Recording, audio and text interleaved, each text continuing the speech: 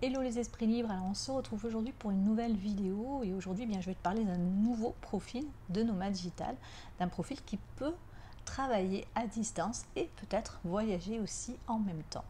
Alors ce profil, c'est le salarié en télétravail.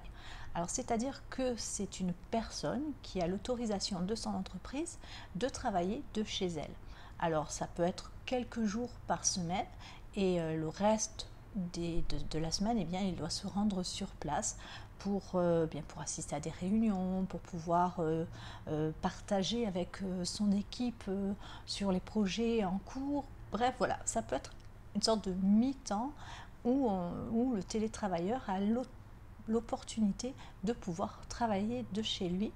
Ça peut être aussi à plein temps. Certaines entreprises peuvent accepter que le salarié travaille à plein temps à distance et que les échanges se fassent via Skype par exemple, lors de réunions de groupe. Si toi par exemple tu as envie également de pouvoir travailler à distance, si ton travail le permet, tu peux peut-être demander à ton employeur de faire un test sur quelques jours ou certains jours de la semaine pour voir si tout se passe bien, parce que bien évidemment ce n'est pas parce que tu travailles de chez toi que tu ne dois pas suivre un planning assez strict et assez pointu pour effectuer ce que tu as à faire dans de bonnes conditions, afin que si ton employeur est satisfait, peut-être tu puisses continuer ainsi sur la durée et peut-être, ma foi, voyager en même temps de temps en temps ou à plein temps.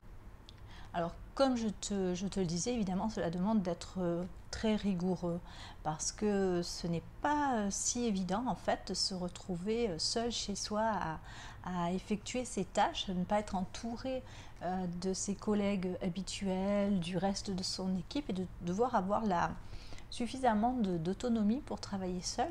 Donc il faut vraiment bien réfléchir avant de vouloir se lancer ainsi dans le travail de chez soi quand on est salarié.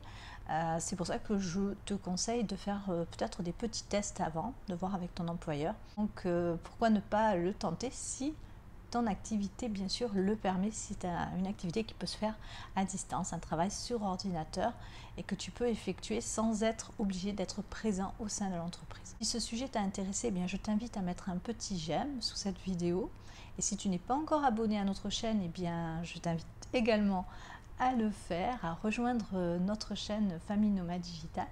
Si tu as des questions ou bien si tu as des sujets de vidéo que tu souhaiterais que j'aborde, n'hésite pas à commenter sous cette vidéo. Demain, je te retrouve pour une nouvelle vidéo, un nouveau sujet, un nouveau profil de nomade digital. Bye bye!